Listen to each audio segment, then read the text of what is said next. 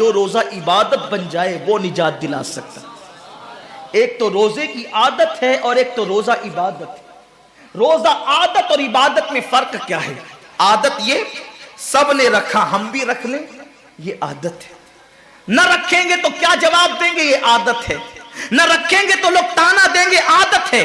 پھر روزہ عبادت کیا ہے؟ روزہ عبادت یہ ہے کہ اللہ نے روزہ رکھنے کا حکم دیا ہے اور مصطفیٰ جان رحمت نے روزے کا حق یہ بتایا ہے اگر تو روزہ رکھے تو صرف بھوکا پیاسا نہ رہے بلکہ تیرا ہاتھ بھی روزے دار رہے، تیری زبان بھی روزے دار رہے، تیری آنکھ بھی روزے دار رہے، تیرا پیر بھی روزے دار رہے، تیرا کان بھی روزے دار رہے. کان روزے دار اس طرح کہ کان اللہ کے ممنوع کردہ چیزوں کو نہ سنے، ہاتھ روزے دار اس طرح ہاتھ اللہ کے منع کردہ کاموں کو نہ کرے، زبان روزے دار اس طرح کہ زبان اللہ کی ممنوع کردہ چیزوں کو ادا نہ کرے، پیر روزے دار اس طرح کہ پیر اس جگہ چل کر نہ جائے جہاں اللہ نے جانے سے منع کیا ہے. جب تو ان سارے اعضاء کو روزے دار بناتا ہے تو ایسے روزے کے معاملے میں میرا اللہ فرماتا ہے روزہ میرے لیے ہے اور میں ہی اس کی جزا ہوں.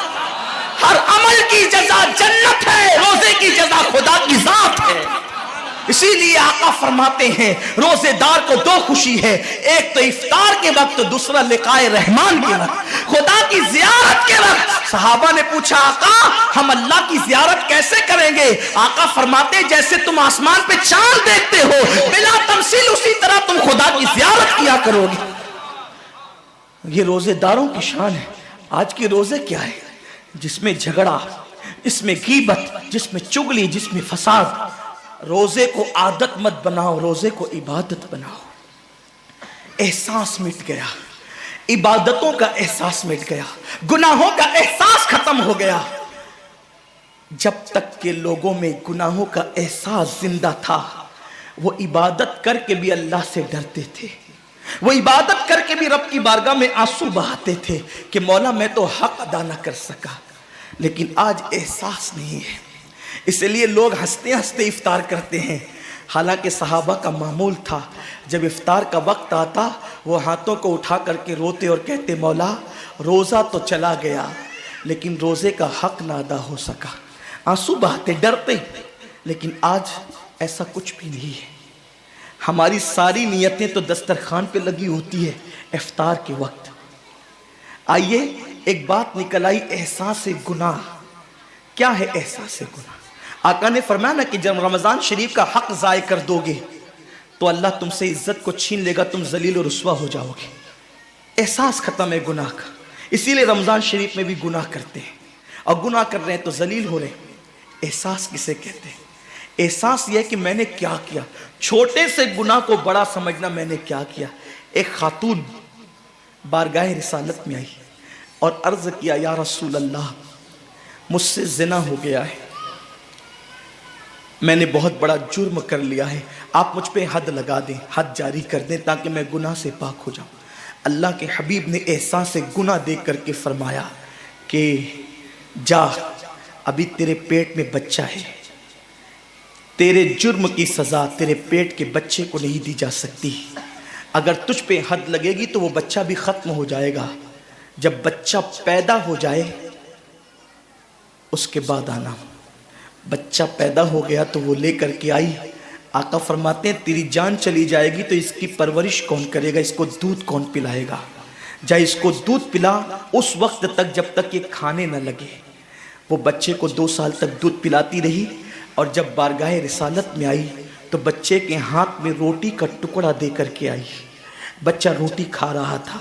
عرض کی آقا مجھ پہ حد جاری کریں تاکہ میرا گناہ جو میرے دامن پہ لگا ہے وہ دھل جائے.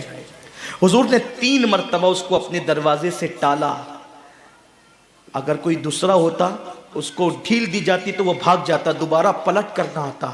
لیکن احساس گناہ تھا، گناہ کا احساس تھا کہ یہاں گناہ مٹ جائے تاکہ وہاں جواب دینے سے بچ جاؤں.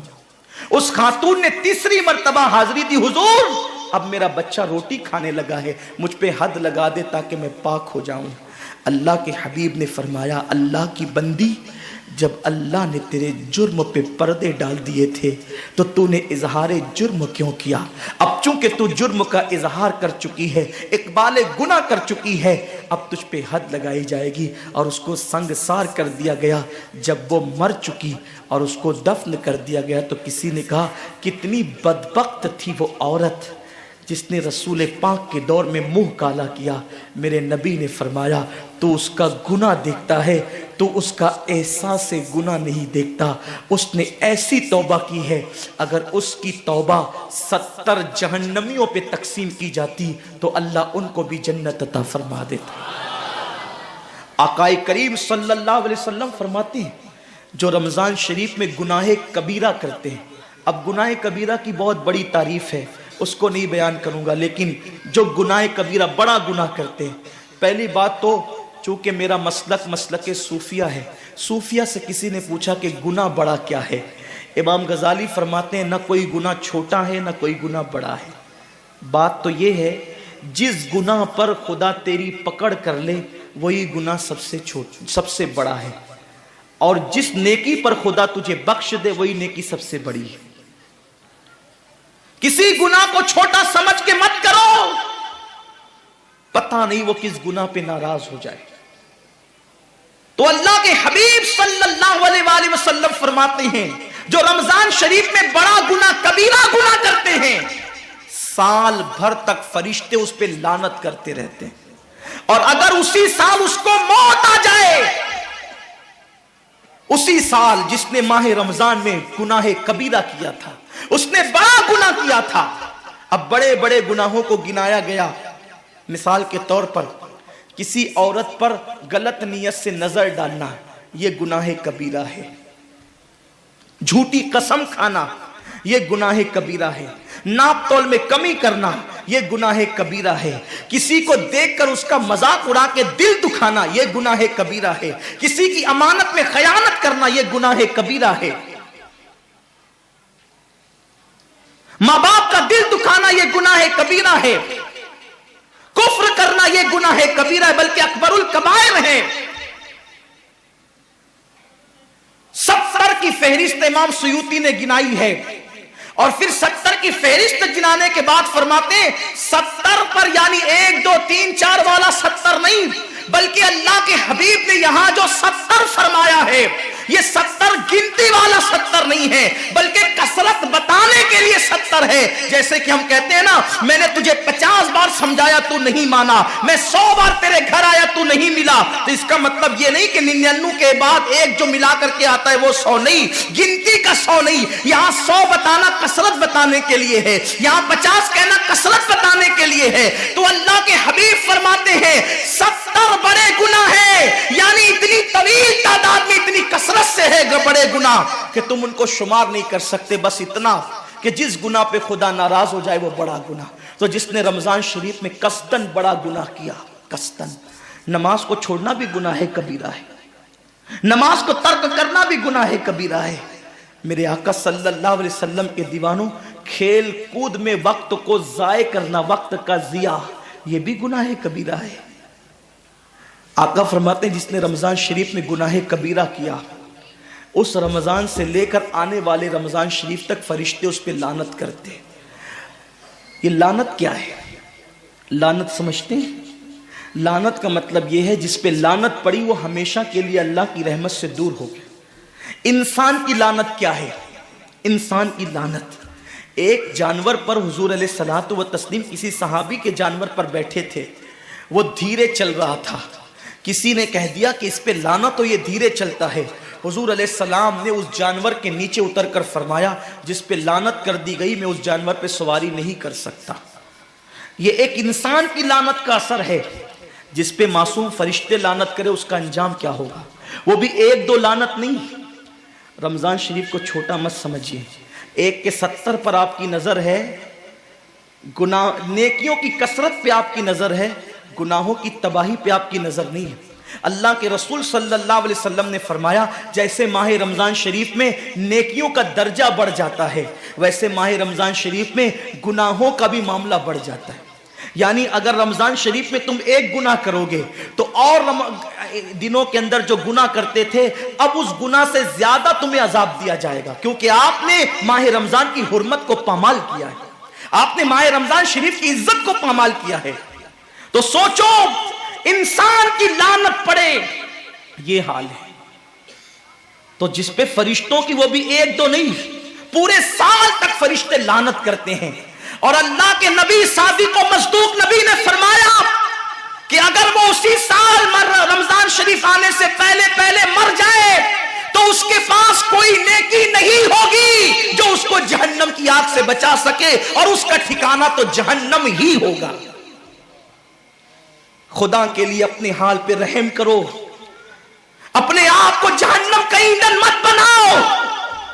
ہمارا جسم اتنا طاقتور نہیں ہے کہ ہم اپنے جسم پر جہنم کے عذاب کو برداشت کر سکے۔ میری قوم کے جوانوں، اپنی جوانی پہ اترانے والوں، اپنی قوت پہ ناز کرنے والوں، اللہ کے رسول صلی اللہ علیہ وسلم فرماتے ہیں کہ جہنم کی آگ کی ایک چنگاری اگر دنیا کے سمندر میں ڈال دی جائے تو دنیا کے سارے سمندر آگ سے بھڑکنے لگے۔ اس چنگاری کو، وہ جہنم کی چنگاری کو سمندر ٹھنڈا نہیں کر سکتے، بلکہ سمندر کو وہ ایک چنگاری بھڑکا دے گی اور سمندروں کے اندر آگ لگ جائے گی۔ جو ایک چنگاری سارے سمندر کو بھڑکا دے، اللہ اکبر، اس جہنم کے اندر یہ چھوٹا سا وجود جو چھوٹی سی، اللہ اکبر، اگر بتی کے چٹکے کو برداشت نہیں کر سکتا، جو چراغ کی لو کی تیز کو، جو چراغ کی لو کی حرارت کو برداشت نہیں کر سکتا، جو سگریٹ کے چٹکے پر بے قرار ہو جاتا ہے، یہ چھوٹا سا وجود جب جہنم کے اندر داخل کیا جائے گا اس وقت اس وجود کا کیا ہوگا؟ میرے آقا مصطفیٰ جان رحمت فرماتے ہیں کہ جب پہاڑوں کو جہنم میں ڈالا جائے گا تو پہاڑ ایسے پگھلنے لگیں گے جیسے نمک کو پانی میں ڈالنے سے نمک پگھلنے لگتا ہے۔ میرے بھائیوں، خدا کے لیے اپنے حال پر رحم کرو، اپنے آپ کو جہنم کا ایندھن مت بناؤ۔ اللہ اکبر، تراویح کے وقت میں پیر پھیلا کر محلوں میں بیٹھنے والوں، روزوں کے وقت میں چھپ چھپا کر کھانے والوں، اللہ کی غیرت کو چیلنج مت کرو۔ اللہ کے حبیب نے فرما دیا کہ جو گناہ کبیرہ رمضان شریف میں کرے گا سال بھر فرشتوں کی لعنت ہوگی۔ آپ کہتے ہیں مسلمان کلمہ پڑھتا ہے، مسلمان نبی کا غلام ہے، مسلمان نبی پہ جان قربان کرنے کے لیے تیار ہے، اتنی مصیبتوں میں کیوں ہے، اتنی تکلیفوں میں کیوں ہے، کیوں تباہ ہو رہا ہے مسلمان؟ ارے جس پر فرشتے پوری سال لعنت کرے وہ قوم تباہ نہ ہوگی تو کیا ہوگا؟ اس قوم کے گھر نہ جلیں گے تو کیا ہوگا؟ اس قوم کی بیٹیوں کی آبرو نہ لوٹے گی تو کیا ہوگا؟ وہ قوم غربت کی چکی میں نہ پسے گی تو کیا ہوگا؟ آؤ سچی توبہ کر لو، توبہ کے دروازے کھلے ہوئے ہیں، اپنے گناہوں کا احساس کر لو، نادم ہو کر قدرت کی بارگاہ میں پلٹ جاؤ۔ میرا رب فرماتا ہے فَفِرُّوا إِلَى اللَّهِ، کہاں جا رہے ہو؟ دوڑو اللہ کی طرف، پلٹو اللہ کی طرف۔ بڑے سے بڑا پاپی اگر خدا کی طرف احساس گناہ لے کر، ندامت کے آنسو لے کر اللہ کی بارگاہ میں پلٹا ہے تو اللہ نے اس کو مغفرت کا پروانہ عطا کیا ہے۔ میرے رب کا وعدہ ہے جو میری بارگاہ میں پلٹتے ہیں میں ان کو لوٹاتا نہیں ہوں، میں ان کو معاف کر دیتا ہوں۔ سبقت رحمتی علی غضبی، میری رحمت میرے غضب پہ سبقت لے گئی ہے۔ وہ رب جو 70 ماؤں سے زیادہ پیار کرتا ہے، امت کی تباہی کا اتنا ہی خیال ہے، تم رمضان شریف کا احترام کیوں نہیں کرتے؟ ہم رمضان شریف کا اہتمام کیوں نہیں کرتے؟ کیوں ہم اللہ کی عبادت کی طرف نہیں آتے؟ آؤ اپنے گناہوں کا احساس لے کر خدا کی بارگاہ میں پلٹو تاکہ تباہی سے بچ جاؤ۔